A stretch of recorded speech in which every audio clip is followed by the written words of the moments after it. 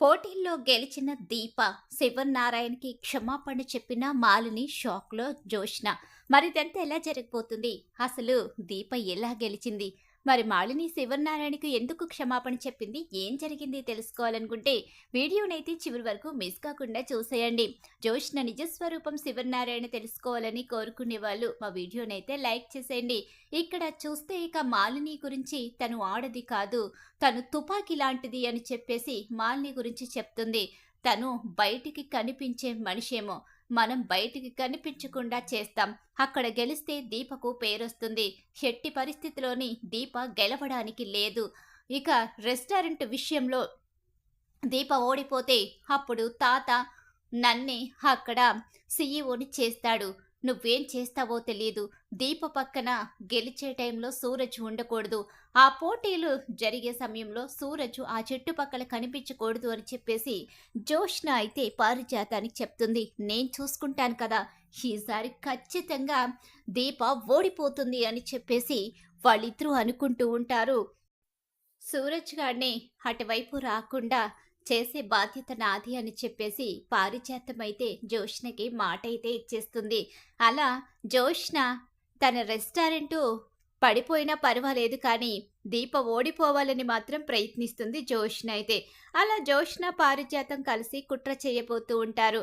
ఇక్కడ చూస్తే మాలిని తన మావయ్య దక్షిణామూర్తి ముందు మాట్లాడే మాట ఒకటి, తను చేసే పని ఇంకొకటి. ఎందుకంటే ఆ కుటుంబం మీద పగతో రగిలిపోతుంది.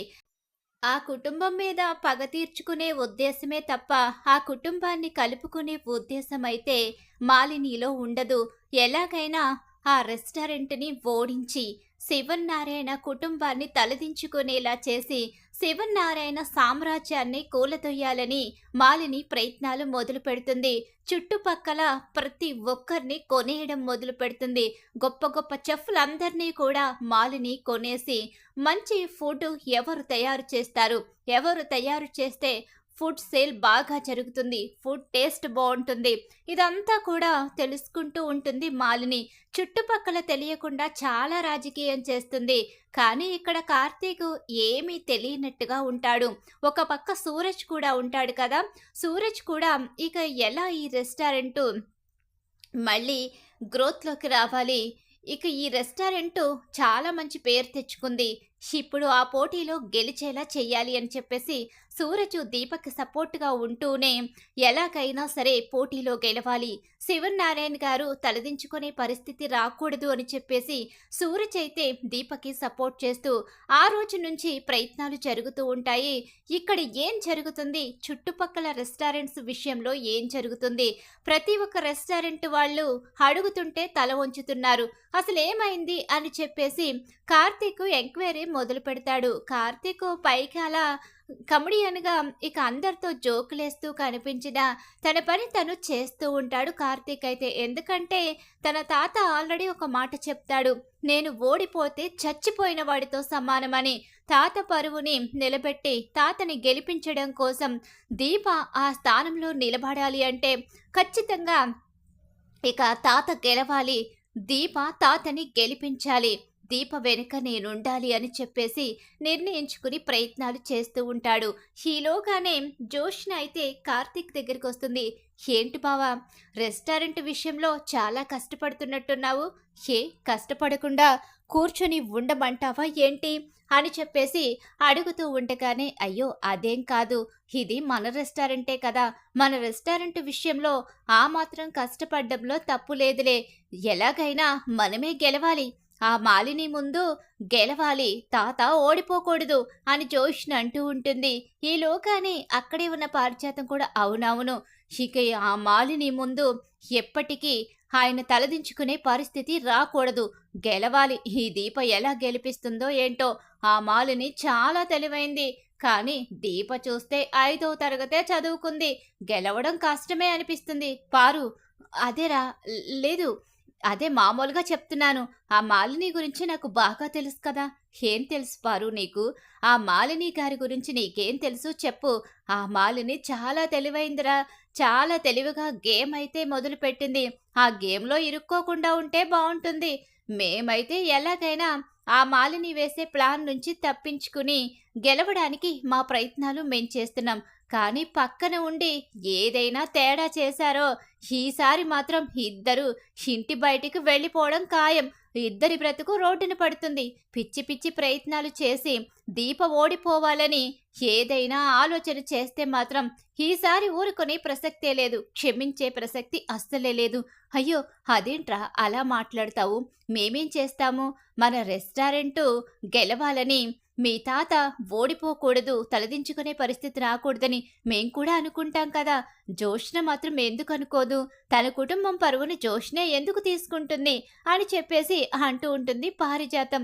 ఇలా ఉంటే పర్వాలేదు, కానీ ఇక్కడ ఓడిపోయినా పర్వాలేదు, దీప మాత్రం సీఈఓ పదవి నుంచి దిగిపోవాలని చెప్పి ఇంకేదైనా కుట్రలు చేస్తే మాత్రం ఇక అదే ఆఖరి రోజు అవుతుంది మీకు అని చెప్పేసి కార్తీక్ అయితే ఆల్రెడీ వాళ్ళ బుద్ధి తెలుసు కాబట్టి వార్నింగ్ ఇస్తాడు. కార్తీక్ వెళ్ళిపోయిన తర్వాత ఏంటి బంగారం, కార్తీక్ బ్రదర్ గట్టిగానే షాక్ ఇచ్చినట్టున్నాడే. అదే విషయం నేను చెప్దామనుకుంటున్నాను. బ్రదర్ దగ్గర మీరేదో కవర్ చేశారు, కానీ మీ ఇద్దరిని చూస్తే కాస్త తేడాగానే అనిపిస్తుంది. ఏదైనా తేడా జరిగితే ఈసారి మీరు చిప్ప పట్టుకుని రోడ్డు మీద అడుక్కోవడమే పరిస్థితి అవుతుంది. గుర్తు పెట్టుకోండి ఇద్దరు అని చెప్పేసి సూరజ్ కూడా వెళ్ళిపోతాడు. ఎవరు ఎన్ని బెదిరించినా సరే ఈసారి నువ్వు దీప పక్కన నిలబడవు. ఆ దీప గెలవదు. మేం చేసే తీరుతామని చెప్పేసి జోష్న అంటూ ఉంటుంది. ఒసే ఒసే ఒసే, మనం ఏదో అనుకుంటున్నాం, కానీ నిజంగానే మనం కనుక ఏదైనా చేసినట్టు మీ తాతకు తెలిసిందో, ఈ రెస్టారెంట్ విషయంలో ఏదైనా జరిగితే మీ తాత మనల్ని చంపేస్తాడే. ఇక మనవరాలివని కూడా చూడడు. ఏంటి గ్రాని, భయపడుతున్నావా? లేదే, అనుభవంతో చెప్తున్నాను. నువ్వేం కంగారు పడకు. ఆ మాలిని ఖచ్చితంగా గెలుస్తుంది. దీప ఓడిపోతుంది. ఆ మాలిని దగ్గర పెద్ద పెద్ద చెఫ్లున్నారంట. మాలిని ఆల్రెడీ చుట్టుపక్కల అందరినీ కొనేస్తుంది.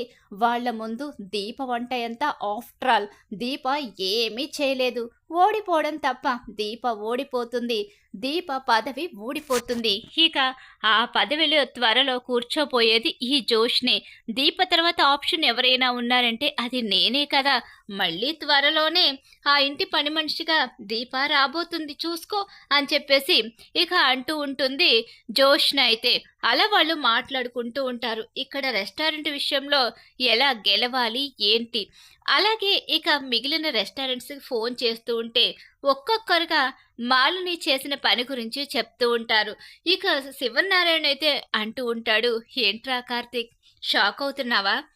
అది కాదు తాత, ఆవిడ ఆవిడ గురించి నువ్వు తక్కువ అంచనా వేసినట్టున్నావు.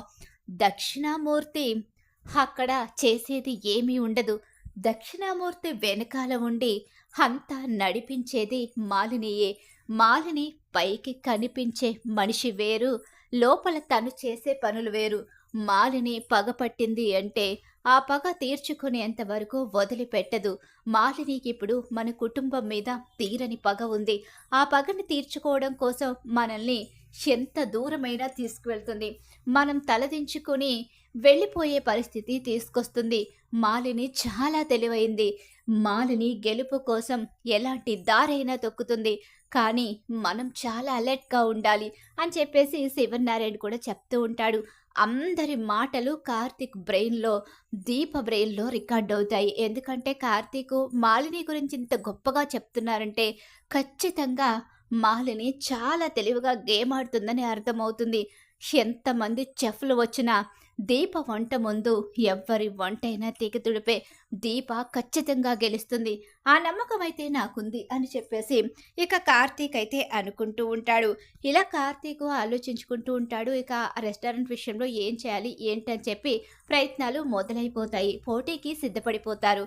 ఇక ఇక్కడ చూస్తే సూరజ్ని అసలు ఆ పోటీ రోజు వెళ్లకుండా చేయాలని పారిజాతం గట్టి ప్లానే వేస్తుంది. ఇక పారిజాతం ప్లాన్ మొత్తం బుస్ అయిపోయి సూరజ్ పారిజాతానికి పెద్ద షాక్ వేస్తాడు. ఏంటి, నన్ను ఆపడానికి చాలా పెద్ద ప్లానే చేసినట్టున్నారు. మీరు ఎంత పెద్ద ప్లాన్ చేసినా ఈ సూరజ్ని ఆపడం మీ వల్ల కాదు. ఒకవేళ బ్రదరు మీ మీద జాలిపడి మిమ్మల్ని వదిలేయొచ్చేమో, నేను వదిలిపెట్టను. ఇదంతా అయిన తర్వాత మీరు చేసిన పనులన్నీ ఆ పెద్దాయన ముందు బయట పెడతాను. మీరు ఒకప్పుడు ఆ అమ్మాయిని తీసుకొచ్చి నా గదిలో పెట్టి నన్ను తప్పుడు వాడిగా ప్రకటించాలని చూశారు. ఇప్పుడు చూస్తే చివరకు మీ మనవరాలి విషయంలోనే నేను తప్పుగా ప్రవర్తించానని నిరూపించే ప్రయత్నం చేయాలని చూశారు. చిచి, మీరేం మనుషులో! మీరు నిజంగా ఈ ఇంట్లో ఉండవలసిన వాళ్ళు కాదు. ఎవరైనా తమ కుటుంబం పరువు కాపాడుకోవడానికి ఎంత దూరమైనా వెళతారు. కుటుంబం పరువు తీసే మీరు మనుషులేనా అని చెప్పేసి సూరజ్ వార్నింగ్ ఇస్తాడు. ఇక పోటీ గట్టిగానే మొదలైపోతుంది. మాలినికి స్ట్రాంగ్‌గా ఉంటుంది తనే గెలుస్తానని. ఎందుకంటే ఇక తన దగ్గర ఉన్న చెఫ్‌లు అలాంటి వాళ్ళు. ఇక గొప్ప గొప్ప వంటలు చేసి గెలిపించే చెఫ్‌లందరూ కూడా తన దగ్గరే ఉన్నారు. కానీ శివనారాయణ కూడా మా మంచితనం, మా నమ్మకం ఖచ్చితంగా గెలుస్తుందనే ధైర్యంతోనే కూర్చుంటాడు. దక్షిణామూర్తి వీళ్ళిద్దరి మధ్య నలిగిపోతూ ఉంటాడు. అటు మాలిని గెలుస్తుందనే నమ్మకం, అలాగే గెలిచిన తర్వాత తన కూతురు తన దగ్గరికి వస్తుందో లేదో అనే బాధ. ఇవన్నీ కూడా ఇక అక్కడ దక్షిణామూర్తిలో మొదలవుతాయి. మళ్ళీ మా ఇద్దరి మధ్య పోటీ ఎంత దూరం వెళ్ళబోతుందో, మా ఇద్దరి మధ్య పోటీ మళ్ళీ శత్రుత్వాన్ని ఇంకా పెంచుతుందో లేక మిత్రుత్వాన్నే ఏర్పరుస్తుందో చూడాలి.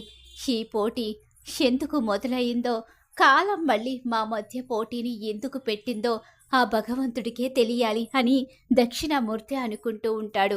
ఇక అందరూ కూడా వంటలు చేయడం మొదలు పెడతారు. వంటల పోటీల్లో ముఖ్యంగా అటు మాలిని తరపు వాళ్ళు వంటలు ఇరగదీసేస్తూ గొప్ప గొప్పగా వంటలు చేస్తూ ఉంటారు. ఇక్కడ చూస్తే ఇక ఈ చెఫ్లు చేసిన వంటలు కాస్త ఇక వాళ్ళ టేస్ట్ మీద వీళ్ళ టేస్ట్ తక్కువగానే ఉంటుంది. అలా ఉండడంతో ఓడిపోతాం అనే ఇక ఈ పక్కన శివన్నారాయణ కాస్త భయం పెట్టుకుంటాడు. ఏంటి అందరూ ఫెయిల్ అవుతున్నారు, ఆ పక్క అందరూ కూడా ఇక వాళ్ళ వంటల రుచితో అందరినీ మెప్పిస్తున్నారు అని చెప్పేసి అనుకుంటూ ఉంటాడు శివన్నారాయణ. ఏం జరుగుతుందిరా కార్తీక్ తాత, మీరేం కంగారు పడకండి. ఏంట్రా కళ్ళ ముందు ఇలా జరుగుతుంటే కంగారు పడొద్దంటావేంట్రా? మనం ఓడిపోతే ఈ తాత చావుని మీరు చూస్తారు అని చెప్పేసి అంటూ ఉంటాడు శివన్నారాయణ. ఇక ఒక పక్క దీప, ఏం ఆలోచించావు? సూరజ్, ఏంటి పరిస్థితి? మీరేం కంగారు పడకండి బ్రదర్, అంతా మనకు అనుకూలంగానే జరుగుతుంది. ముందు ఎవరికైనా గెలుపు అనేది రుచి చూపించాలి కదా, ఆ తర్వాత గెలిచి చూపించాలి అని చెప్పేసి అంటూ ఉంటాడు సూరజ్. అయితే ఇక ఇలా వీళ్ళు జరుగుతూ ఉంటుంది, పోటీ జరుగుతుంది. మాలిని గెలుపుకి దగ్గరగా ఉన్నానని చాలా సంబరపడిపోతూ ఉంటుంది. శివనారాయణ దగ్గరికి ఒక హోటల్ మేనేజరు అక్కడికైతే వస్తాడు. సార్, ఇక్కడ ఆవిడ అందరినీ కొనేసింది, అందుకే ఇక్కడ పోటీ అంతా వాళ్ళ దరిపే జరుగుతుంది, గెలుపు వాళ్ళకే వెళ్ళిపోయేలా ఉంది సార్ అని చెప్పేసి ఒక అతనైతే వచ్చి చెప్తూ ఉంటాడు. అందరినీ కొనేసి పోటీకి ఎందుకు దింపింది మనల్ని అని శివనారాయణ కోపంతో రగిలిపోతాడు. అందరినీ కొనేసిన ఒక్కరిని మాత్రం ఎవ్వరూ కొనలేరు తాత. ఎవరు? దీప. దీప చేసే వంట ముందు ఎంత పెద్ద పెద్ద చెఫ్లు వచ్చినా కూడా ఆ వంట ముందు ఇక వాళ్ళ టేస్ట్ అనేది ఎవ్వరికీ నచ్చదు. కావాలి అంటే మీరే చూడండి అని చెప్పేసి పోటీలో దీపని దింపుతాడు కార్తీకు. దీప పోటీకి దిగుతుంది. దీప ఒక్కొక్క వంట చేస్తూ ఉంటే ఇతర దేశాల వాళ్ళు కూడా వచ్చి టేస్ట్ చూస్తారు కదా పోటీ విషయంలో. ఒక్కొక్కరు టేస్ట్ అయితే చూస్తూ ఉంటారు. వావ్ సూపర్ అని దీప చేసే వంటలు, దీప చేసే ఆవకాయ బిర్యానీ ఇవన్నీ కూడా టేస్ట్ చూస్తూ క్లాప్స్ కొట్టుకుంటూ ఇక వేళ్ళు కూడా నాకేస్తూ వదిలిపెట్టకుండా సూపర్ టేస్ట్ సూపర్ టేస్ట్ అంటూ తెగ పొగడేస్తూ ఉంటారు. ప్రతి ఒక్కరూ కూడా ఆ వంటకి వంక పెట్టడానికి ఏదీ లేదు అని చెప్పేసి పొగడ్తలతో నింపేస్తారు. ఇక అందరూ కూడా దీప చేసిన వంటకి క్రేజ్ పెరిగిపోతుంది. జోష్న రెస్టారెంట్ క్రేజ్ ఒక్కసారి హైలోకి వెళ్ళిపోతుంది. ఇక దీప వంట చేసిన తర్వాత ఎంతమంది చెఫ్లు వచ్చినా సరే ఎవ్వరి వంట కూడా టేస్ట్ అనేది లేకుండా పోతుంది. ప్రతి ఒక్కరి వంట అందరూ రుచి చూస్తారు. చివరికి జడ్జిమెంట్ ఇవ్వవలసిన సమయం అయితే రానే వచ్చేస్తుంది. జడ్జిమెంటు ఇచ్చే సమయంలో చూసావా, దీప వంటకి అందరూ తెగ ఓటు వేస్తున్నారు, కానీ అది ఓడిపోతుందిలే, నువ్వేం కంగారు పడకు, ఆ మాలిని తెలివితేటల ముందు ఏదో రకంగా ఓడించి తీరుతుంది. అవసరమైతే అవతల మనిషిని కొనేస్తుందని చెప్పేసి అనుకుంటూ కూర్చొని ఉంటారు. కాకపోతే ఇక్కడ ప్రస్తుతం పారిజాతానికి సూరజ్ షాక్ ఇస్తాడు కదా! జోష్న కూడా ఓడిపోవాలని కోరుకుంటూ ప్రయత్నాలు చేసి చివరకు నిస్సహాయ చేత్తో నిలబడి ఉంటుంది. చెఫ్‌లందరూ కూడా నిలబడతారు. దీప కూడా అదే ప్లేస్‌లో నిలబడి ఉంటుంది. ఈలోగానే క్లాప్స్ కొట్టుకుంటూ గెలుపు జోష్న రెస్టారెంట్‌కే వచ్చింది. శివన్నారాయణ గారు గెలిచారు. శివన్నారాయణ గారిని గెలిపించింది ఆ రెస్టారెంటు సీఈఓ దీప గారు. దీప గారు చేసిన వంటల ముందు ఎవ్వరి వంటలు టేస్టు పనికిరావు. కావాలి అంటే మీ అందరూ టేస్ట్ చూడండి అని చెప్పేసి అక్కడ జడ్జిమెంట్ ఇచ్చిన అతను చెప్పేస్తాడు. దాంతో ఒక్కసారే మాలినికి పెద్ద షాక్ ఎదురవుతుంది. ఏంటమ్మా మాలిని ఇదంతా? మావయ్య, ఆ దీప వంటల టేస్టు అంత బావుంటుందని నేను కూడా ఎక్స్‌పెక్ట్ చేయలేకపోయాను. దీపని ఆపడానికి నేను చాలా ప్రయత్నాలు చేశాను. కానీ అక్కడ దీప గెలుస్తుంది అనుకోలేదు. అదే అమ్మా శివన్నారాయణ గెలుపుకి కారణం. శివన్నారాయణ మంచితనమే ఆ కుటుంబంలో ప్రతి ఒక్కరికి ఉంది. శివన్నారాయణ వెనక ఉన్నాడు చూసావా? శివన్నారాయణ మనవడు, కాంచన కొడుకు. వాడు చాలా తెలివైన వాడని, వాడు వెంట ఉంటే ఓటమి ఉండదని శివన్నారాయణకి తెలుసు. కానీ వాడి కళ్ళల్లో భయం చూశాను. ఆ భయం నాకు ధైర్యాన్ని నింపింది. చివరకు ఆ భయమే మనల్ని ఓటమి వైపు తీసుకువెడుతుందని అనుకోలేకపోయాను అని చెప్పేసి ఒక్కసారే షాక్ అవుతారు దీప గెలవడంతో.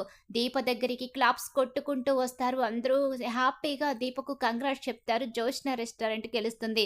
ఇక సంతోషంగా దీపని ఇక పొగుడుతూ ఉంటాడు శివన్నారాయణ. నాకు తెలుసు నా మనవడి భార్య, నా మనవరాలు నన్ను గెలిపించింది. నన్ను గెలిపించాలంటే ఇక దీపే ఉండాలని నాకు మరోసారి రుజువయింది. దీప గ్రేట్. దీప పక్కన ఉన్న సూరజు ఇద్దరూ కలిసి నా సంస్థానాన్ని మరింత ముందుకు తీసుకుని వెళ్లారంటూ తెగ పొగుడుతూ ఉంటాడు శివన్నారాయణ. ఇక జోష్న పారిజాతానికి పెద్ద షాకే ఎదురైపోతుంది. ఈలోగా ఏంటి మాలిని, చాలా తెలివిగా అందర్నీ కొనేసి నా రెస్టారెంట్ పరువు తీయాలని ప్రయత్నించావు. రెస్టారెంట్ పరువు తీసి మమ్మల్ని నడి రోడ్డు మీదకి లాగాలి అనుకున్నావు. ఏం దక్షిణామూర్తి, పోటీకి రమ్మని పిలిచావు. వచ్చాము, గెలిచాము. మౌనంగా ఉన్నావేంటి? ఏంటి అని చెప్పేసి అడుగుతూ ఉంటాడు శివన్నారాయణ. ఇక తలదించుకొని దక్షిణామూర్తి నిలబడతాడు. గెలుపు నా మెట్టినింటిదే అవుతుంది. నా మెట్టినింటి మంచితనం అలాంటిది అని చెప్పేసి సుమిత్ర అంటూ ఉంటుంది. ఈలోగానే ఏంటి మేడం ఇలా చేశారు?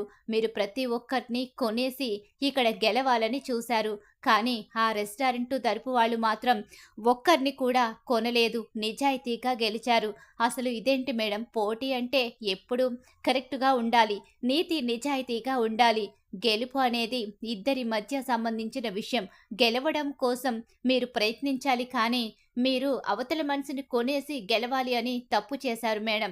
మీరు చాలా పెద్ద తప్పు చేశారు. మీరు చేసిన పనికి శివన్నారాయణ గారి ముందు క్షమాపణ చెప్పాల్సిందే అని చెప్పేసి అక్కడ కొంతమంది జడ్జిమెంట్ ఇచ్చే జడ్జిలైతే అడుగుతారు. మాలినికి చెప్తారు. లేకపోతే మీ రెస్టారెంట్స్ అన్నీ సీల్ వేయాల్సిన పరిస్థితి వస్తుంది అని చెప్పేసి చెప్పడంతో ఒక్కసారే మాలినికి పెద్ద షాకే ఎదురవుతుంది. అమ్మా మాలిని అని చెప్పి అంటూ ఉండగానే మావయ్య గారు, లేదమ్మా ఇప్పుడు మనం తలదించక తప్పదు. లేకపోతే అందరి ముందు మరింతగా పరుగు పోతుంది అని చెప్పేసి దక్షిణామూర్తి అంటూ ఉంటాడు. శివన్నారాయణ దగ్గరికి వెళ్ళి, బాబాయ్ గారు నన్ను క్షమించండి. గెలవాలి అనే ఆశతో ఇలా తప్పు చేశాను అని చెప్పేసి అంటూ ఉంటుంది మాలిని. అయితే క్షమించమనడం నీకు అలవాటు. నువ్వు తప్పులు చేసి ఎలాగైనా గెలవాలి అనుకుంటావు. ఈ శివన్నారాయణ మాట మీద నిలబడతాడు. నిజాయితీగా గెలుస్తాడు. శివన్నారాయణ చుట్టూ ఉన్న వాళ్ళకి కూడా అదే మంచితనం ఉంది అని చెప్పేసి అంటూ ఉంటాడు శివన్నారాయణ. అయితే అలా శివన్నారాయణ ముందు మాలిని తలదించుతుంది. జోష్న పారిజాతానికి పెద్ద షాకే ఎదురవుతుంది. హలో ఏంటి ఇద్దరు నిలబడి ఉండిపోయారు? నెక్స్ట్ మీరే. ఆవిడ క్షమాపణ చెప్పి వెళ్ళిపోతున్నారు. కానీ మీకు క్షమాభిక్ష అనేది ఉండదు. మీరు చేసిన కుట్రలు, ఓడిపోవడానికి మీరు చేసిన ప్రయత్నాలు ఇక ఆ పెద్ద ఆయనకు తెలియాలి కదా అని చెప్పేసి అంటూ ఉండగానే వద్దు వద్దు అని చెప్పేసి ఇక వాళ్ళిద్దరూ సూరజ్ కాళ్ళు పట్టుకోవడానికి కూడా సిద్ధపడతారు. అలా జోష్న పారిజాతానికి సూరజ్ అయితే చాలా పెద్ద షాక్ అయితే ఇవ్వబోతున్నాడు. వీళ్ళకి ఎంత చెప్పినా బుద్ధి రాదు బ్రదర్. వీళ్ళ గురించి మా తాత ముందు బయట పెట్టే సమయం వచ్చేసింది. వీళ్ళ అంతు నేను చూస్తాను అని చెప్పేసి కార్తీక్ అయితే జోష్న పారిజాతానికి పెద్ద షాకే ఇస్తాడు. అలా ఊహించని షాక్ అయితే ఎదురవుతుంది జోష్న పారిజాతానికి. మాలిని తల వంచుతుంది. దీప గెలుస్తుంది. మరి ఖచ్చితంగా రాబోయే కథలో ఇలా అయితే జరగబోతుంది. ఇలానే జరగాలని మీరు కోరుకుంటున్నారా? అయితే వీడియోని తప్పకుండా లైక్ చేసేయండి. మీరిచ్చే ఒక్క లైక్ సపోర్ట్ అండ్ ఎంకరేజ్మెంట్‌గా ఉంటుంది.